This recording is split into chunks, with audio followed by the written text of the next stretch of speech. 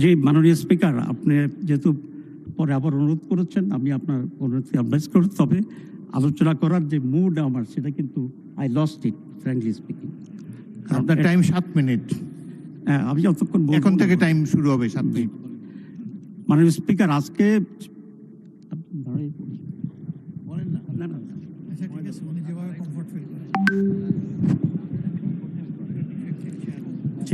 মাননীয় স্পিকার, আমি আপনাকে ধন্যবাদ দিয়েই শুরু করতে চাই, আমাকে যেহেতু সাজেশন দিয়েছেন। আজকে যে বিষয়টি এখানে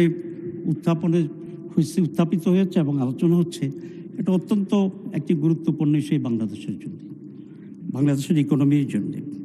ইসলামী ব্যাংক যারা প্রতিষ্ঠা করেছিল, তারা এদেশের অত্যন্ত সম্মানীয় এবং অত্যন্ত যোগ্যতা সম্পন্ন ব্যক্তিরা ছিল। এবং ইসলাম ব্যাংক বাংলাদেশের শুরুর পিছনে যিনি গুরুত্বপূর্ণ ভূমিকা পালন করেছিলেন এবং সহযোগিতা করেছিলেন, অনুমোদন দিয়েছিলেন, এটা আমার সামনে যারা বসে আছেন, বিএনপির যিনি প্রতিষ্ঠাতা শহীদ প্রেসিডেন্ট জিয়াউর রহমান, এটা ওনারা জানেন কিনা আমি জানি না। ওনার উৎসাহে, অনুমোদনেই এদেশে প্রথম ইসলামী ব্যাংক এখানে প্রতিষ্ঠিত। অনুমোদন বলতে অফিসিয়াল না, যে প্রসেসই করছেন উনি, but he was the one of the pioneer, যেটা এদেশে ইসলাম ব্যাংক গঠনের ক্ষেত্রে ভূমিকা রেখেছিলেন। এবং ইসলাম ব্যাংক একটি আন্তর্জাতিক ইনভেস্টমেন্টের মাধ্যমে এখানে তৈরি হয়েছিল, আপনি জানেন।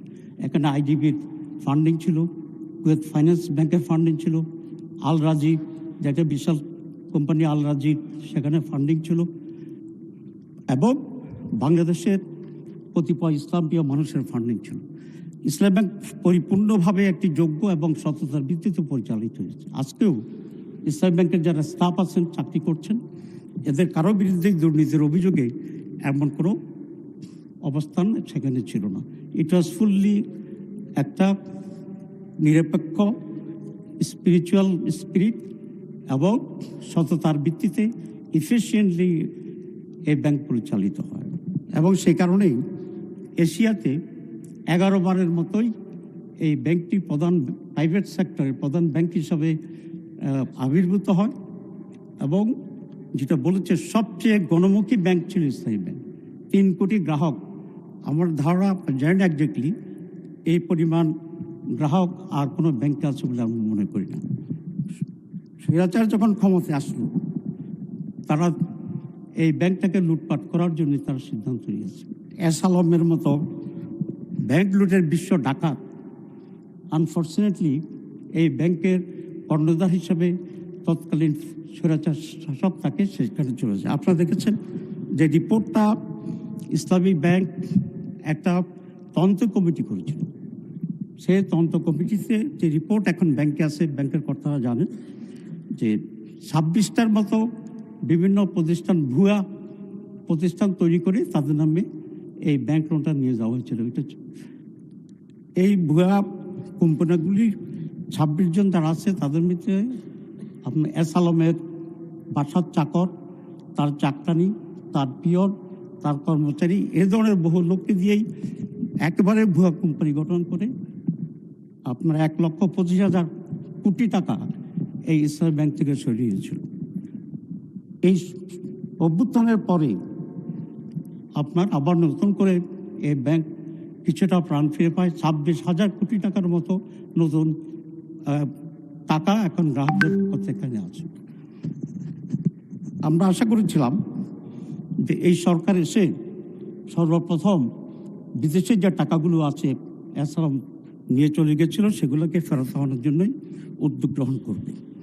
কিন্তু আমরা লক্ষ্য করছি সেই দিকে না গিয়ে গভর্নমেন্ট বিতর্কিত লোকদেরকে সেখানে বসিয়ে এখন যে পরিমাণ কিছু টাকা আছে জনগণের টাকা, সে টাকাকেও কিভাবে লুটপাট করা যায় সেরকম উদ্যোগ গ্রহণ করছে বলে আমরা সেটা দেখি।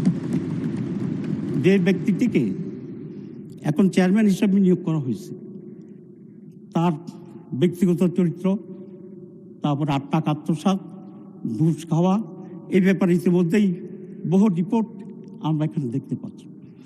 এরকম একটি লোককে ইসলাম ব্যাংকের, যেখানে সততাই অন্যতম প্রধান বিষয় ছিল, এফিসিয়েন্সি প্রধান ছিল, সেই সৎ ব্যাংকটির চেয়ারম্যান বানানো হয়েছে একজন পরীক্ষিত প্রমাণিত অর্থ আত্মসাৎকারী এবং দুর্নীতিবাজ ব্যক্তিকে।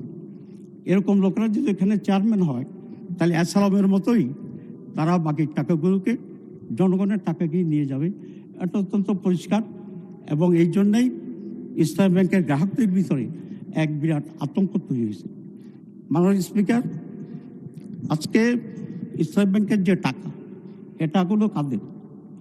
এখানকার সৎ মানুষের, এবং যারা ইসলামিক অর্থনীতিতে বিশ্বাস করে, এটা তাদের টাকা।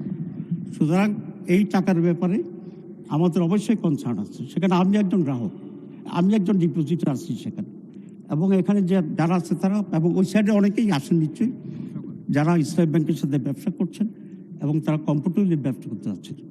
এখন একটি সরকারের লক্ষ্য হওয়া উচিত কি? একটি সরকারের লক্ষ্য হওয়া উচিত যে এ সমস্ত প্রতিষ্ঠানগুলো যাতে অধিকতর সুন্দর এবং সুচারুভাবে পরিচালিত হয়, সেই জন্য চেষ্টা গ্রহণ করা।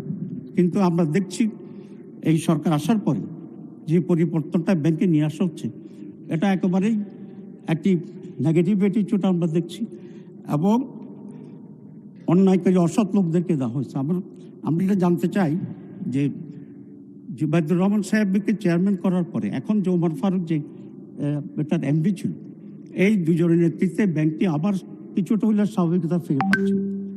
কোন কারণে আজকে চেয়ারম্যানকে চেঞ্জ করা হলো, কোন কারণে এমডিকে পদত্যাগ করতে বাধ্য করা হলো, এটা এই জাতির কাছে পরিষ্কার থাকা উচিত।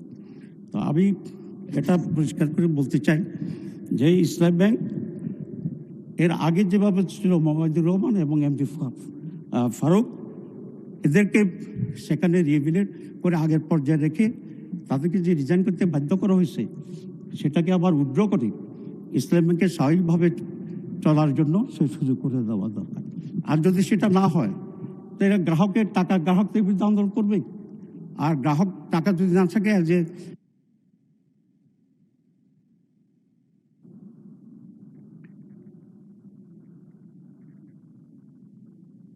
মাননীয় উপনেতা,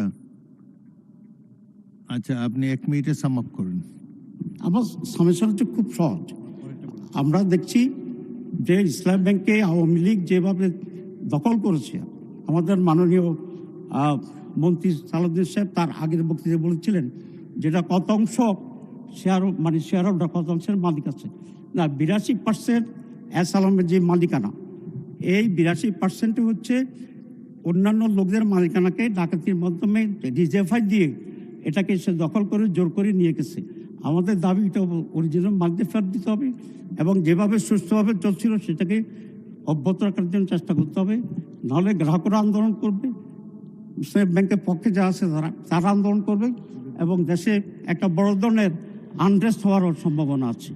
আমি সেই জন্য অনুরোধ করব যে আগের মতো করে ইসলামী ব্যাংকে ইসলামী কায়দায় সৎ লোকদেরকে দিয়েই পরিচিত করার জন্য চেষ্টা করতে হবে, এবং অ্যাসালামের লোককেই বসানোর জন্য চেষ্টা করছে। কোনো অ্যাসালামের লোক ইসলামী ব্যাংকের কাজও দিতে পারবে না।